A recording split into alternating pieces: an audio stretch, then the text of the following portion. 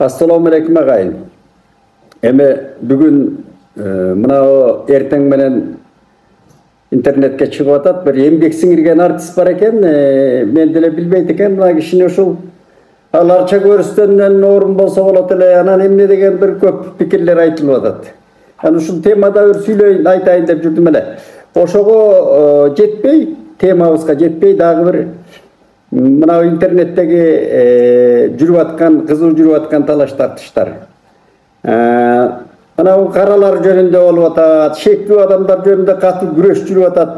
Бизде абдан bir чоң процесстер жүрүп атат деп айтып атпайбызбы? Анан Матраимовго, Берки Көлбаевго байланышкан кишилер жөнүндө талаш тартыштар чыгып, тартылган дагы bir кадрлар да чыгып кетип атпайбы? Жанагы Атазов деген мырза депутат. Анан кийин Акылбек Жапаровдун тегерегинде катуу сөздөр болуп атат деп мен жумгактап эле бүкүл айтайын. Эми мынандай өзү мындай тег эле жүрө турган адамдар эмне үчүн мындай шектүү bir кишилерге илешет деген суроого келеличи. Өзү жан сактоодо адамзат өзү bir нерселерди өзүлөрү ойлоп таап алат дагы, анан өзүлөрү дагы ошол илешип алат да. Анан жөн эле жүрсө болот ужалганда. Бул турмушта жөн өзүңдүн ишиңди жакшы жасап, өзүңдүн милдетиңди түшүнсөң, өзүңдүн ким экениңди билсең, анан баягы тарбия, ар жакта генетикалык баягы стержиндей болгон тартибиң менен эле жүрсөң болот да. Анан өздөрү илешип алышат. Анан ошол анан актанат да, жаналы калбай актанат. Мына маселен Көлбаевга, Көлбаев деген өзү рекет. Мындай айтканда, жанагы урларды чоң деп атпайбы, вор закон деп. Аны эми илгертен эле айтылып келатат дети, канча заман болду. Андан мурун Рыспек экөөнүн талаш тартышы. Ошолорго илешкенден кимдер илешет аларга? Эки түрдүү адамдар илешет да, биз деле көрдүк да турмушта. Биринчиси жанагы билими тайкы, мындай айтканда баягы ошондой bir шыктуу, ошол жанагы хулиганчылыкка деп коелу, бандитизмге шыктуу адамдар болот. Төрөлгөндө эле ошондой жөн жүрбөгөн адамдар бар да. Жөн жүрбөгөн жаштар бар. Ошолор шыктуу, ошолор илешет өзү. Анан ошо топко кирет, аларга кызмат кылат. Анан өзүнүн баягы өмүрү трагедия менен бүтөт деп, акыры баягы кара иштин акыры трагедия менен бүтөт, аны кылмыш иштеринин баары. Эми бул бүткүл дүйнөдө эле адамзат жаралган да ошондой. Анан эми андан кийинки экинчи жанагы шектүү байыгандар, арты таза эмес адамдар илешет өзү. Кошунам эле анан эмнелем деп кайра актанышып атпайбы?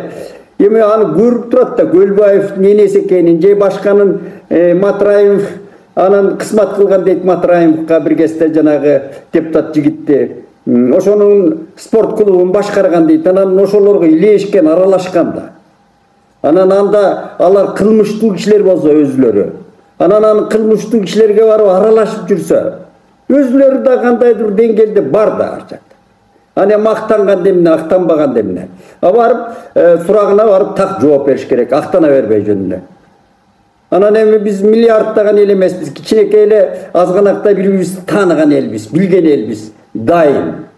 Анан ушу элди дүрбөтүп эле анан кайра бир блогерлерин чыгарып, жанагы күйөрмандарын чыгарып, анан менин эми нааразы болгонум мына калемдеш, белгилүү эле журналист деп жүргөндөр да ушул эки жерде 2-4 деп кылмышка шектүү аралашкан топто жүргөн адамдарды актап, кайра мактап, эл үчүн кызмат кылган, анан эл дала чуркашат да.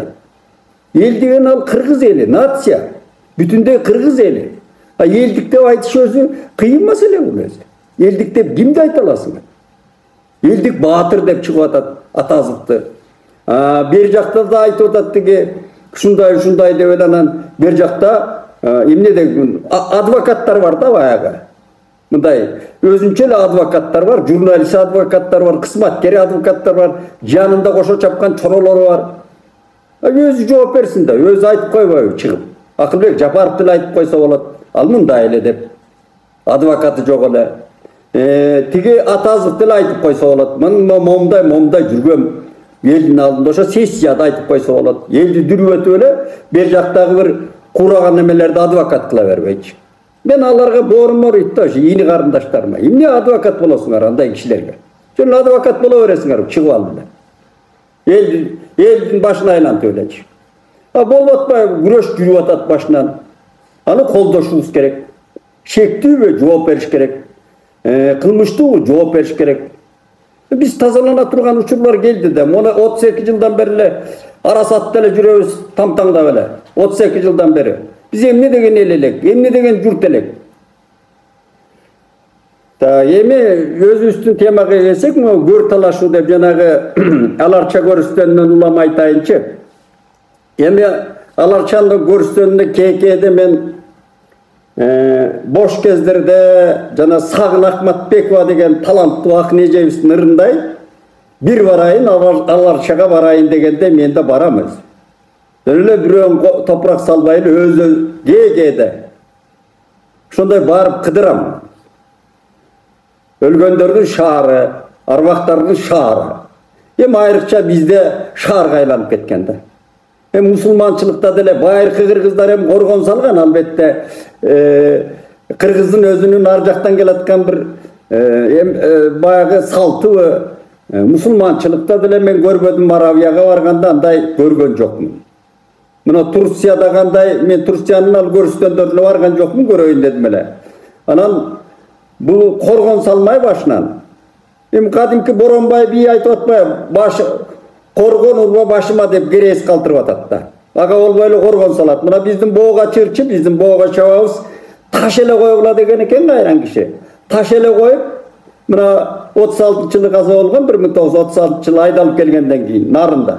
Анан кийин биз 89-жылы кайра куруунун убагында мен, анан бир Торубай деген Тарык Чагайбыз, анан небереси бар болчу Нуржамал деген, Орунпор деген уулунун ошол Уфада, Оренбургда жүрүп балалуу болгон, ошонун кызы да, небереси. Ушул үчөөбүз барып, биринчи ошол айылдаштарынан биз барып, анан ошол жаткан жайын таап, анан кийин эстелик курулду, ошол чоң күмбөз курулду. Калназаров деген аксакал күмбөз курду. Эми ошондой илгертен эле биздин билимдүү, илимдүү, жанагы билим диплом менен ченелбейт. Ошондой адамдар болгон деңгээлдеги. Боронбай бий жанагы айтып атат, мен коргон урба башыма боогачы таш эле койгула деген. Болбой эле кийин урпактары укмуштай эле Мавзолейди салып атышат да. Маселен мына мен нарындык жердештеримди. Эми ушундай мода болгон кезинде. Нарынга кирип баратсаң, өзүнчө эле бер жакта өлгөндөрдүн шаары турат да. Укмуш гранит өтө кымбат, тирүүсүндө бир ошондой кымбат бир чапан кийди экен кайран кишилер. Же бир кымбат ошондой жакшылык көрдү экен, дүйнөнү кыдырды экен. Анан өлгөндөн кийин аябай болгон акчаны зарптап туруп анан ошол жерге салат кыргыз. Мына өлгөндө деле ушул жай тандамай, көр тандамай. Мына Борбордо аябай кыйын болуп кетти бизде. Баарыбыз өлөбүз. Акыры баштап бир өлүм. Өлүмдү дагы мындай билимдүү, илимдүү адам ааламды карайт да, дүйнөнү карайт. Мусулман болсоң, мусулманчылыгыңды карайсың. Кайда эмне болгон? Ал эмне деп айтылып атат Куранда маселен. Анан аңдаш керек да, ошону билиш керек да. Анан эле ушул эстелик салмай, анан жер. Эми мен мына кезинде 91-жылы, 1991-жылы Мугалимдер газетасында иштеп турганымда кайран тил илиминин кайталангыс аалымы Хусейин Карасаев ошол аксакалдан интервью алайын деп үйүнө баргам да. Анда киши 90 жашта эле. Анан эми ал өзүнчө маселе. Биз 5 саат сүйлөшкөнбүз. Ошондо бул киши диндерди да укмуш окуган киши, 8 тилди билген киши да. Анча мына эл аралык деп кое турган фарс, орус, араб тилдерин билген киши.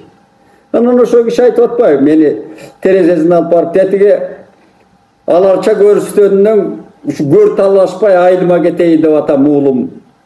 Ушул айылыма барып коюлайын деп атам деп 91 жашында айтты. Ошол 90 жаштын аягына чейин жашап, 97-98 жашка чыгып анан Караколго кетип, анан көчүп барып Караколдо абдан урмат менен, салтанат менен коюлду жерге, чоң зыйнат менен. Мына Карасаевдин ошол акылмандыгы да. Анан эми биз азыр эле ушул орун калбай калды деп канча жыл болду айтканына, уш жерден эле көр талашкан киши. Эрнис Турсунов деген менин устатым, ал киши өзү барып тетиги Таштак деген айыл, Жусуп Абдурахмановдун айылы, булар туугандар болот.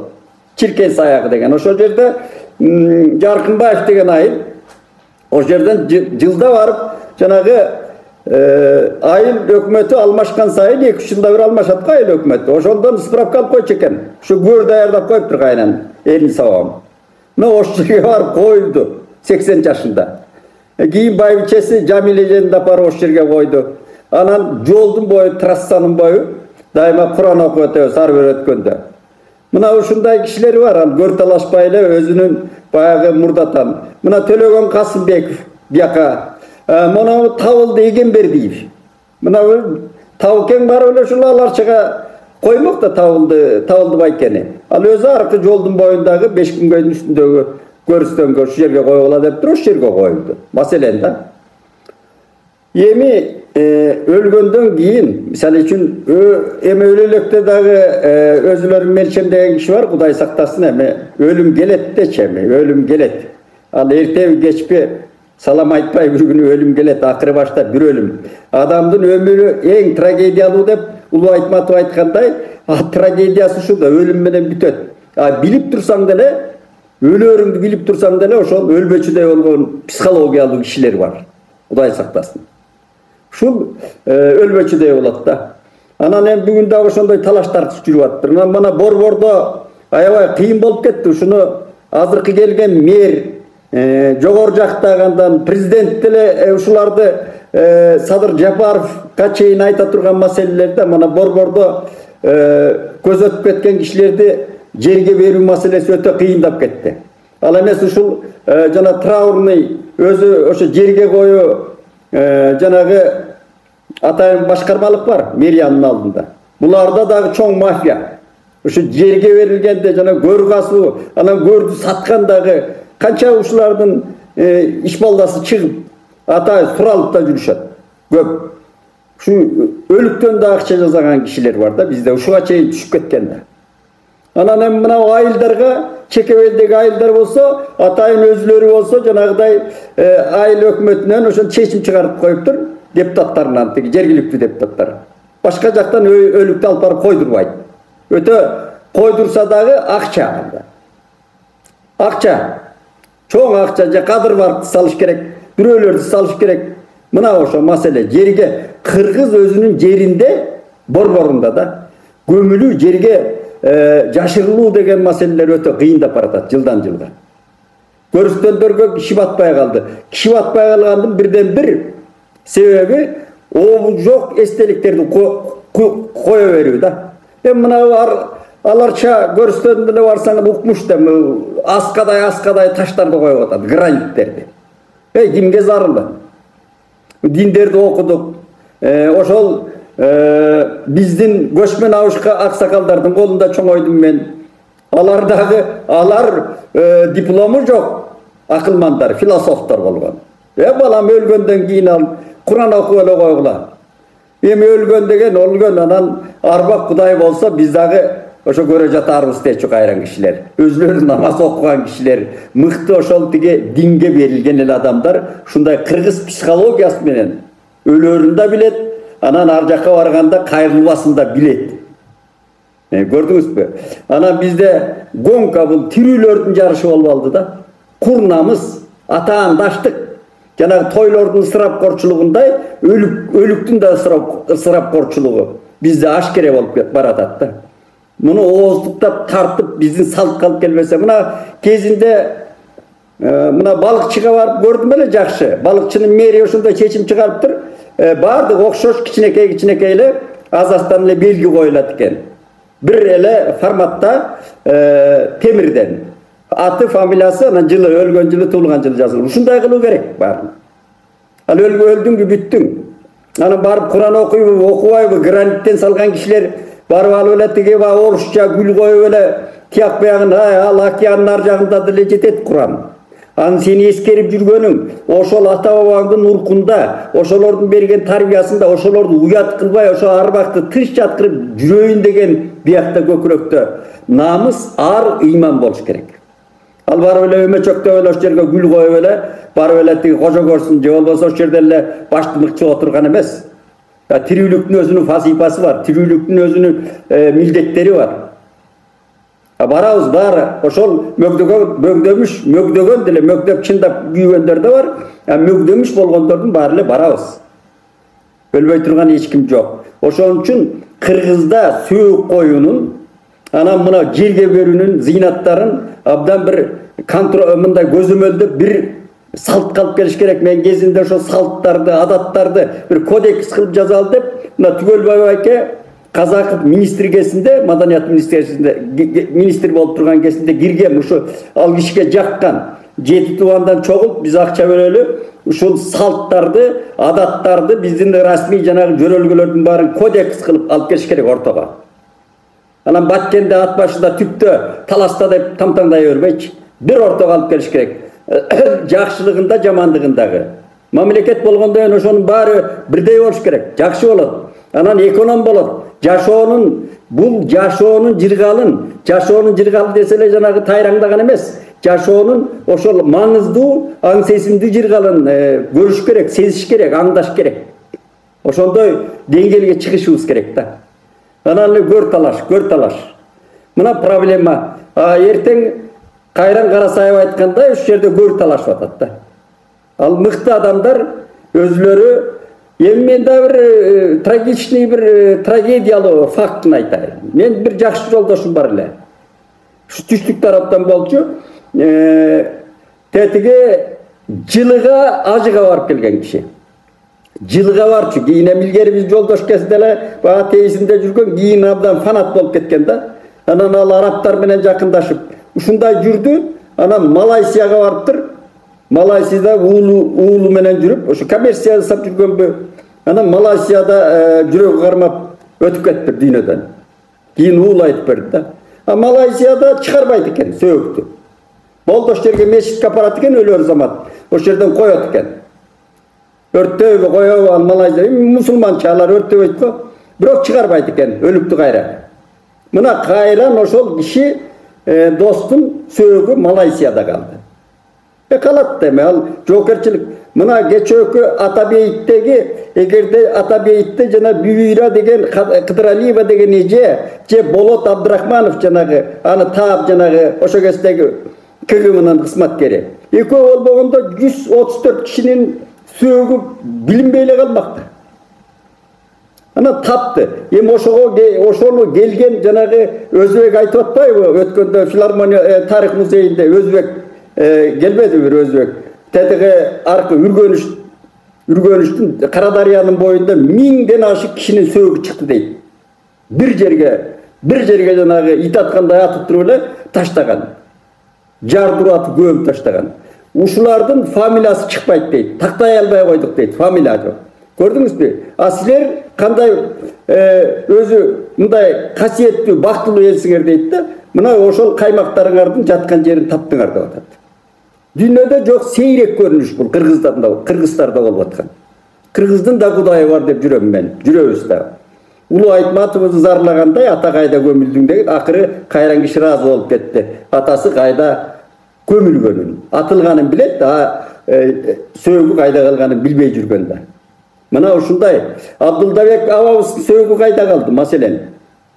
Кетти да тетиги ооганда калды, бирок Акбалбан деген мыкты жигит экен, ал келип жүрөгүн жашырган. Жүрөк илгери ошондой жоокерчилик заманда жүрөктү алып келчү экен. Эми башкасы оор болсо керек да. Башты эмес, башты кесе албайт, жүрөктү алып келчү экен.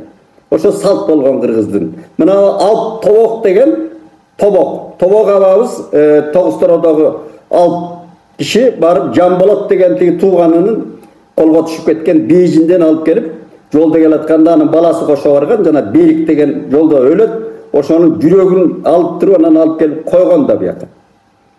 Ал эми кезинде мына адигине тагайдын тукумдарынын мен билгенден мыктыларынын баары Нарын Ысык көл тарабындагы бийлер, эл башкаргандардын сөөгү кышпы, жазбы, жайбы карабай туруп деге Арыстан бабка коюлчу экен. Мына Жылкайдар деген азыркы президенттин бабасы деп жүрбөйбүзбү? Садыр Жапаровдун чоң аталары. Жылкайдар, тиги ким? Бийназар. Ошол кишинин сөөгүн жанагы бак жээм баласы Жылкайдар. Şu ердик көрсөткөндө, сөөгүн алып баратканда туугандары менен. Анан ошол кишинин сөөгү тиги Арыстан бабка жетпей бер жактан коюлду деп жана Нуркожо Аксакал барып анан жана Жалал-Абадтан ушундай сөз болгон деп болжолу жетпей калышкан экен. Да мындай убаракерчиликти ошол Мойтеке тийген экен. Болду балдар, анчалык жерге сүйрөй бербегиле бизди. Мына ысык көлдөн өткөн жер бар байдан айында, она Манжыл атага өзү Манжыл атага койгула деп, андан кийин ана сөөктү ташымай токтогон. Анан эми мына биздин балдар тентип кетти, урпактарыбыз дүйнө кезип кетти. Өткөндөр эми баары эле Ала Тоого келе албаса керек, Ала Тоого алып келип бечаралар ушу самолет менен кыргыз ушундай эл экенбиз, сөөктөрүн алып келип Ала Тоого коюп атат. Ала Тоонун топурагынан айланайын, тууган жердин топурагы алтын деген ошол. Анан эми Кыргыздын Ала Тоонун кай жери болсо деле ошол бейишке чыгышал, тозокко түшүш адамдын өзүнүн жүргөн турганынан, тирүүсүндө кылган ишинен болот эмес, ыйманынан. Анан эми алар чанын ичине барып жатканда эле эртең кандай болот эми аны молдокелерден барып сурагыла, ушул жакта артыкчылык барбы депчи. Жок. Ошон үчүн эми туугандар бул жагынан дагы бир мамлекет деңгээлде колго албаса болбойт. Мына айылдарда өзүнчө мафия болуп алды. Бул Бишкектин тегерегиндеги айылдардын баары борбордон чыккан сөөктү койдурбай атат. Ушул жагын бир катуу караш керек. Анан өз жерибизде өзүбүз ойлоно баштайсың эми жыл өткөн сайын каяка барасың депчи. Эчкинин жашындай жашың калды деген бизбиз да. Эчкинин жашы деген ушу 15-20 жыл болот экен, анан илгери мыкты кыргыз кандай айткан, эчкинин жашындай жаш калды деген. Кар өтөбү, жаш өтөбү. Бул сөөк коюу деген маселе кайсы элде болсо дагы, кайсы динде болсо дагы бул ыйык чоң маселе. Ошон үчүн кыргыздар муну аябай бийлик караш керек муну. Муну бийлик чечиш керек. Анан бул боюнча да бир мыйзам кабыл алуу керек. Антпесе болбойт.